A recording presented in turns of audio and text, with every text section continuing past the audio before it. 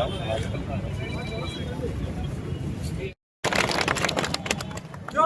వైఎస్ఆర్ జోహార్ వైఎస్ఆర్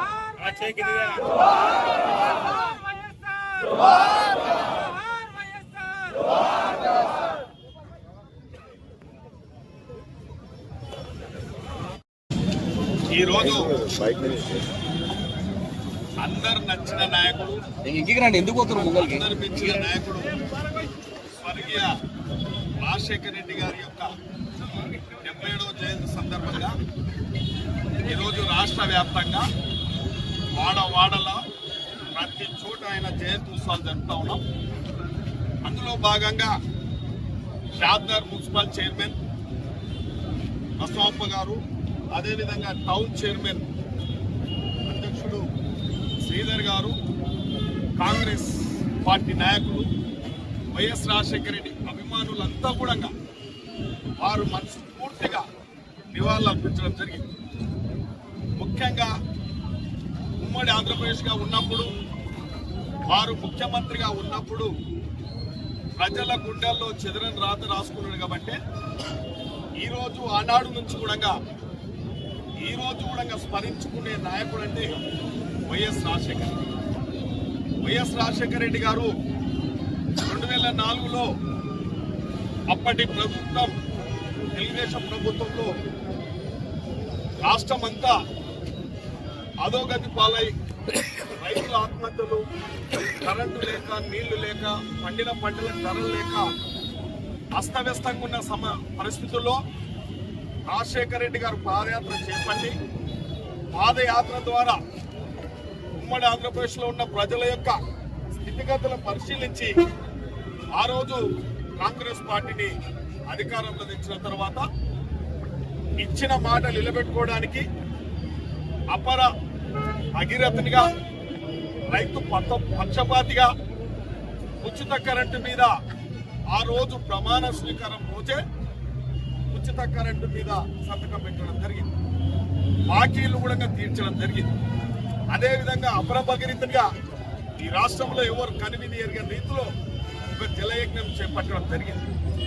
పేదల సంక్షేమం, ఆ రోజు కాంగ్రెస్ పార్టీ వస్తే ఇందిరమ్మ రాజ్యం వస్తుందని చెప్పి ఇంటింటా ఇందిరమ్మ రాజ్యం తెస్తామని చెప్పడం వల్ల ప్రతి నిరుపేదలకు, ఇల్లు లేని నిరుపేదలకు ఈ పార్టీ ఆ పార్టీ అని కాదు, ఏదోడే మన పార్టీ అనే రీతిలో ప్రతి గ్రామంలో ఎన్ని ఇళ్ళు అంటే అన్ని ఇందిరమ్మ ఇల్లు నిర్మాణం చేయడం జరిగింది. విద్యార్థులకు ఉన్నతమైన చదువులు చదువుకోవాలి, సమాజంలో తలెత్తుకొని తిరగాలి, కుటుంబం భారం తగ్గిపోవాలని చెప్పి ఫీజు రియంబర్స్మెంట్ ఇచ్చి ఇలా విద్యార్థులంతా డాక్టర్లు, వాళ్ళ ఇంజనీర్లు, పెద్ద పెద్ద పదవులు కూడా ఇలా చేస్తూ ఉన్నారు. అదే రకంగా పేదవాడు మంచి వైద్యం లేక చనిపోవద్దు అని చెప్పి, నాణ్యమైన విద్యను అందించాలి అని చెప్పి ఆరోగ్యశ్రీ తెస్తే ఇలా ఆ ఆరోగ్యశ్రీ వల్ల ప్రతి ఒక్క కుటుంబానికి లబ్ధి చేకూరింది. నాణ్యమైన విద్యను చేయించుకొని ఇవాళ కూడా రాజశేఖర రెడ్డి అంటే స్మరించుకోవడానికి ముఖ్యమైన వారు చేపట్టిన సంక్షేమం, వారు చేపట్టిన అభివృద్ధి కార్యక్రమాలు కంట్లకు కనబడ్డారు.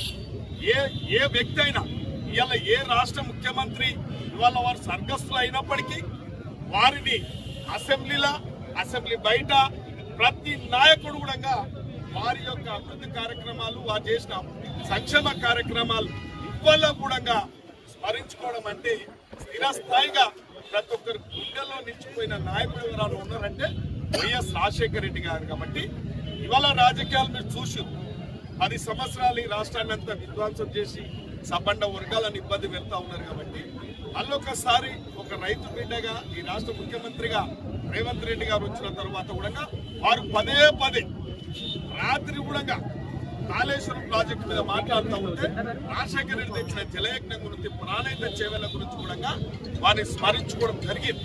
అంటే ఒక మనిషి మరవలేని పని చేసినప్పుడు ఆ పార్టీలో కానీ ఆ వ్యక్తిని ఎవ్వరు కూడా మర్చిపోరన్న దానికి నిదర్శనమే ఇలా రాజశేఖర రెడ్డికి ఇంత మంచి అభిమానులు వచ్చి ఇంత ఘనంగా వారి జయంతి ఉత్సవాలు జరపడం అంటే ఆషామాషి కాదు. అందరి నాయకులకు అది రాదు. కాబట్టి ఆయన పనిమంతుడు, నీతిమంతుడు, గుణవంతుడు, రాజకీయవేత్త కాబట్టి ఇలా ఆయనను ఆదరిస్తా ఉన్నాం. ఎవరమైనా రాజకీయ అవకాశాలు ఉన్నప్పుడు నీతిగా నిజాయితీగా చౌకాబారు మాటలు మాట్లాడకుండా నీతి నిజాయితీగా పోతే ప్రజలు సమర్థిస్తారు, పార్టీలు సమర్థిస్తారు, మేధావులు ఉంటారు సమాజంలో, మనకంటే ఎక్కువ ఇంటెలెక్చువల్స్ ఉంటారు, ప్రజలు అన్ని గమనిస్తారు. కాబట్టి చౌకాబార్ మాటలు మాట్లాడకుండా మనం కూడా మా కాంగ్రెస్ కార్యకర్తలకు చెప్తా ఉన్నా, ఎప్పుడు చౌకాబార్ మాటలకు చౌకాబార్ పనులు చేపట్టద్దు. వీలైతే రాజశేఖర రెడ్డిని మేమందరం ఆదర్శంగా తీసుకొని ముందుకు పోతామని చెప్పి కోరుకుంటూ ఈ కార్యక్రమానికి వచ్చి ఇంత పెద్ద ఎత్తున దిగ్విజయం చేసిన ప్రతి ఒక్కరికి ధన్యవాదాలు. అదేవిధంగా పత్రికా సోదరులు కూడా